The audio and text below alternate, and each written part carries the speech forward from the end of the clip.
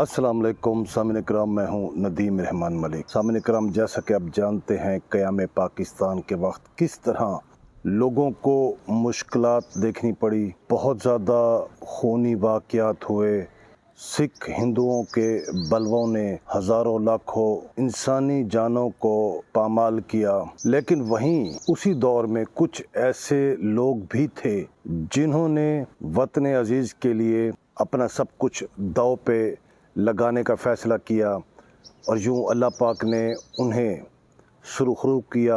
सामिन इकराम, सोचिए कि जब पाकिस्तान और इंडिया का बंटवारा हुआ तो पाकिस्तान के हिस्से में आए हुए एक तो लाखों मालियत के करेंसी नोट हिंदुस्तान ने मुआहदे के तहत पाकिस्तान को नहीं दिए, ज़ब्त कर लिए। इसके अलावा काफ़ी सारी इमलाक थी जो पाकिस्तान के हिस्से में आनी थी और वहाँ भी हिंदुस्तान ने डंडी मारी। वो लोग जो हिजरत करके पाकिस्तान में आए मुसलमान, उनकी जो इमलाक थी, उन जायदादों को, उनके घर के सामान को उन्होंने रेलगाड़ी के ज़रिए पाकिस्तान पहुंचाया। तो इस हवाले से एक इंतहाई मालूमाती, दिलचस्प और दिल हिला देने वाली किताब मंजर-ए-आम पे आई है और ये बहुत उम्दा किताब है जिसका नाम है रेलगाड़ी में अमानतें। सामने इकराम, रेलगाड़ी में अमानतें, ये किताब लिखी है जनाब मोहम्मद हनीफ बंधानी साहब ने।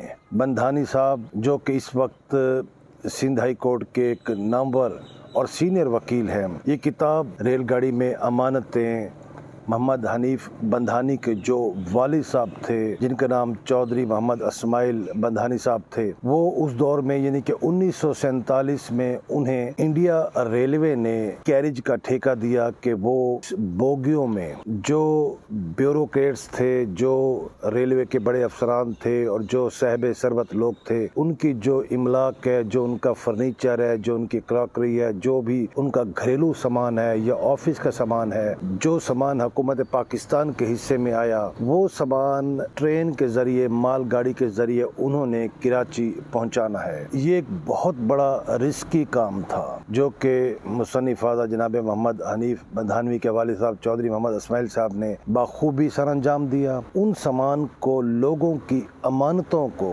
हकीकी मानों में अमानत समझकर पाकिस्तान पहुंचाया, उनको उनके मालकान के हवाले किया। और देखा जाए तो ये कोई छोटा मोटा काम नहीं था, ये बहुत बड़ा काम था। लेकिन यहाँ भी जब उन्होंने बहुत ऐसा तरीके से सारा सामान कराची कैंट में पहुँचा दिया तो हिंदुस्तान ने उनके जो ठेके की रकम है उसमें भी डंडी मारी।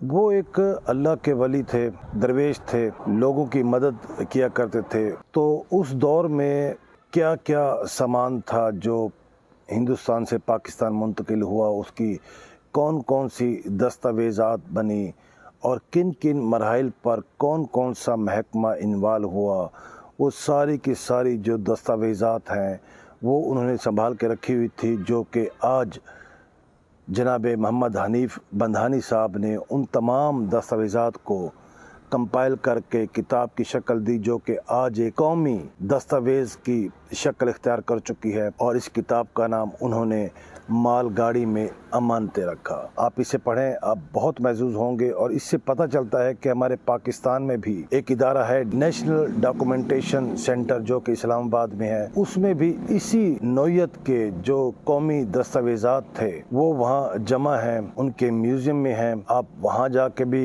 ऐसी दस्तावेज़ात को पढ़ सकते हैं। तो इस किताब में बहुत से नाकाबिले फरामोश दिलचस्प वाक़यात हैं। जैसे कि किताब में एक वाक़या दर्ज है कि इंडियन सिविल जो ब्यूरोक्रेसी थी उसमें सिकंदर मिर्ज़ा का भी जिक्र है कि जब उनका सामान रेलगाड़ी के ज़रिए कराची मुंतकिल किया जाना था तो वो जो सामान था वो एक बोगी तो सिर्फ सिकंदर मिर्ज़ा की किताबों से भर गई थी।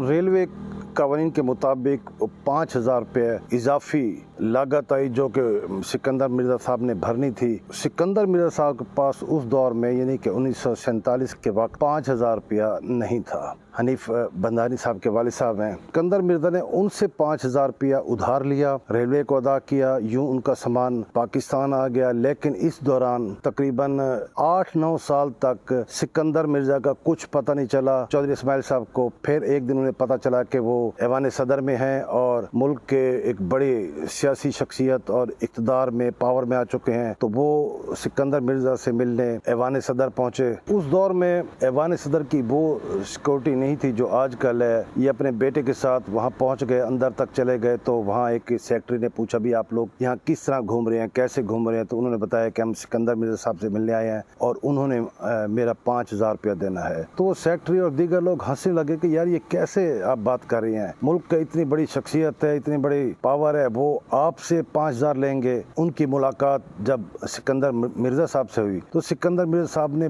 बहुत गर्म जोशी से ना सिर्फ उनका इस्तकबाल किया, उनको 5,000 लौटाए और मजीद अपने सेक्रेटरी से कहा कि इनको पूरे सदर में जहाँ ये चाहें जितने गोदाम हैं, जो गोदाम ये चाहें इनको अलाट कर दें। फलां सोसाइटी में जितने भी आलीशान घर हैं, जो घर ये चाहें वो भी आप इन्हें अलाट कर दें। यहाँ ये भी बताना मकसूद है कि देखिए कि उस दौर में एक ब्यूरोक्रेट्स के पास इतनी किताबें तो हैं कि एक पूरी रेलवे की बोगी उन किताबों से भर गई। ये अलग बात कि चौधरी इस्माइल साहब ने सिर्फ अपना 5,000 लिया और कुछ भी उनसे नहीं लिया। तो इस तरह के वाक़यात इस किताब में हैं, आप पढ़ें, इंशाल्लाह आपको बहुत पसंद आएगी। इजाज़त चाहूँगा, अल्लाह हाफिज़।